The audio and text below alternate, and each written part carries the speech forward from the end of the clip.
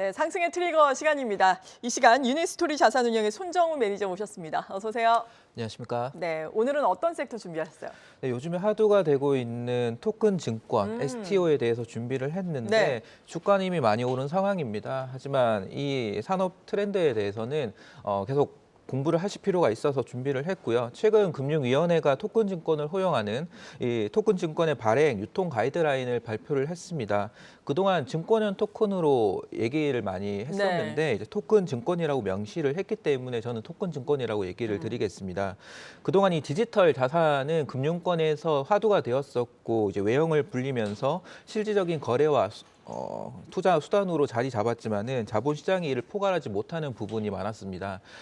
이번에 가이드라인은 정부에서 처음으로 디지털 자산을 제도권으로 편입하는 첫 사례라는 점에서 의미가 있고 앞으로도 이런 디지털 자산이 제도권에 계속 편입되는 과정이 진행될 것입니다. 작년 이제 보면 블랙록의 레리 핑크라고 하는 회장이 연말 인터뷰를 해서 주식의 넥스트 제너레이션이 토큰 증권이 될 것이다라고 얘기를 했는데요. 즉 토큰 증권은 기존의 디지털 자산 그리고 신종 자산뿐만 아니라 주식과 채권의 새로운 자산이 될 것이다라는 점 그리고 자본 조달에 있어서 패러다임이 변화될 것이라는 점에서 의미가 있기 때문에 좀 아실 필요가 있을 거라고 생각합니다. 네, 저도 너무 궁금했었거든요. 자세하게 토큰 증권, 그러니까 STO의 정의가 어떻게 되는 건가요? 네, 시간이 많지 않기 때문에 정말 간단하게 말씀을 드리면은요. 토큰 증권을 쉽게 설명드려서 자본시장법에 해당하는 증권을 분산 원장 기술을 활용을 해서 토큰으로 만든 것이라고 이해하시면 되는데 말이 좀 어렵죠. 첫 번째 자본시장법에 해당되는 증권이냐가 중요할 것이고요. 분산 원장 기술을 활용했다라는 게 중요한데 분산 원장 기술이라고 하면 자막이 나가는데 일종의 블록체인 기술이라고 보시면 될 것 같습니다. 이 자본시장법에 해당하는 증권에는 총 6가지의 분류가 있는데요. 이 중에서 토큰 증권에는 투자계약 증권이 중요하게 영향을 미치게 될 것이고요. 투자계약 증권은 지금까지 발행된 적이 없었습니다. 그러다가 뮤직하우라고 하실 텐데 여기에서 처음으로 투자계약 증권이 등장했다라고 이해하시면 되고 다음 STO에 대해서 설명을 드리면 STO는 토큰 증권을 상장을 시켜서 자본 조달하는 방식을 의미를 합니다. 우리가 기업의 주식을 상장을 하는 거를 IPO라고 부르고 가상화폐를 상장을 하는 걸 ICO라고 부르는데요. 두 개념의 중간 개념이라고 이해하시면 될 것 같고 즉 ICO처럼 블록체인 기술 기반으로 상장을 하는 발행을 하는 방식이기 때문에 유사한 측면이 있고 하지만 IPO처럼 법정 통화로 거래가 가능하고 발행인이 명확하고 이 권리 기업의 지분 소유나 수익 소유를 할 수 있는 권리를 배분을 한다는 점에서 또한 법적 규제를 받는다라는 점에서 유사한 점이 있습니다. 이 토큰 증권은 확실한 장점을 보유하고 있기 때문에 앞으로 자본 조달에 있어서 패러다임을 바꿀 것으로 국내뿐만 아니라 해외에서도 굉장히 지금 화두가 되고 있고 많은 투자가 이루어지고 있기 때문에 앞으로 계속적으로 나올 개념이라고 이해를 하시면 될 것 같습니다. 네, 그러니까 토큰 증권하고 STO가 같은 말은 아니네요. 토큰 증권을 발행하는 것이 STO다 이렇게 맞습니다. 이해를 하면 될 것 같은데 토큰 증권이 앞으로 구체적으로 어떻게 활용이 될까요? 앞서서 잠깐 뮤직하우 말씀을 해주셨는데요. 네, 맞습니다. 뮤직하우가 일종의 사례가 될 텐데요. 실물 자산, 유형 자산뿐만 아니라 무형 자산까지 굉장히 폭넓은 자산들이 포함이 될 것 같습니다. 이제 사례들을 제가 좀 설명을 드리면 이 토큰 증권을 통해서 그동안 스타트업들이 많은 투자를 해왔었습니다. 이 토큰 증권에서 투자 계약 증권 기준이 중요하다라고 말씀을 드렸는데 뭐 5가지의 조건들이 금융위원회에서 명시를 하고 있지만은 쉽게 생각해서 내재 가치를 보유하고 있고 수익과 권리를 배분할 수 있으면서 확실한 발행인을 보유하고 있어야 투자계약 증권으로 기준을 할 수가 있는데요. 여기에 해당되는 활용 사례들을 몇 가지 살펴보면 주로 언급되는 것이 조각 투자라는 개념입니다. 조각 투자에는 부동산, 예술품, 등이 해당이 될 것이고 최근에는 음원, 지적 재산권 그리고 크라우드 펀딩까지 확산이 되고 있습니다. 여기에 좀 더 나아가서 개인적으로 좀 활용이 가능한 분야라고 좀 상상을 해보면 저희 엔터 회사에 주식을 투자하잖아요. 여기 엔터 회사가 걸그룹을 육성하는 프로젝트를 개인 투자자들이 투자를 할 수가 있을 것이고요. 또한 게임 회사들이 게임 프로젝트, 단일 프로젝트의 개발에 대해서 투자자들이 투자를 하게 되면 거기에 대한 수익을 배분을 받을 수 있을 것이고 제가 유튜브 채널이 최근 개인 간 분산의 양도가 많이 일어나고 있는데요. 이거를 토큰 증권으로 발행을 하게 되면 즉 뭐 조회수라든지 구독자 수에 따라서 가치가 평가가 될 것이고 또 양도하는데 또 수익 배분하는 측면이 될 것 같습니다. 그 네. 외에도 뭐 여러 가지 펀드 개념 그리고 개별 기업들의 프로젝트 다음이 프랜차이즈 저희가 음식점들 사업에 투자할 수도 있을 것으로 좀 기대할 수 있습니다. 네, 그렇군요. 상당히 많은 곳에 또 투자를 할 수가 있는데 지금 토큰 증권을 주목해야 하는 이유 어디에 있을까요? 뉴스를 검색을 해보시면 굉장히 많은 이유들이 나올 텐데요. 네. 저는 이제 매니저 측면에서 좀 생각을 해봤고 5가지로 정리를 해봤습니다. 네. 첫 번째 금융시장의 유동성 흡수 역할을 할 수가 있는데요. 글로벌 중앙은행들은 금융 긴축 정책을 시행을 하면서 유동성을 흡수하면서 금융위기로 가는 시스템 리스크를 사전에 방지하려고 합니다. 그동안 막대한 유동성은 주식과 채권 등에 흘러 들어가면서 변동성을 키우고 버블을 일으키면서 금융위기 가능성을 높이게 되는데요. 토큰 증권은 이러한 주식과 채권으로 들어가는 자금을 분산을 시키면서 자산의 변동성을 줄여주는 역할을 하게 될 것이고 그뿐만 아니라 부동산의 경우에도 최근 거래가 빈번하지 않아서 경기 침체기가 되면은 가격 변동성이 높아지고 네. 이로 인한 문제점이 발생될 수 있는데 토큰 증권 조각 투자를 활용을 하게 되면 사전에 가격 변동성을 줄여주게 되고 적정 가격에 빨리 수렴하게 되는 좀 영향을 미치게 될 것입니다.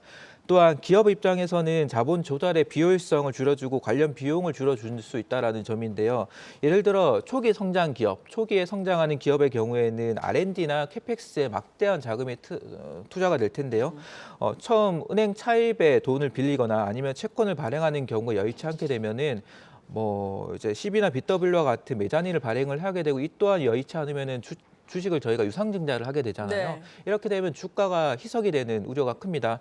하지만 이 토큰 증권을 활용하게 되면은 기업이 작은 자본 조달 비용으로 주식의 지분의 희석 없이 성장을 위한 자금을 조달할 수 있다는 점에서 기업들뿐만 아니라 국가 산업 경쟁력을 높이는 밑거름이 될 수 있겠다라고 생각을 하고요.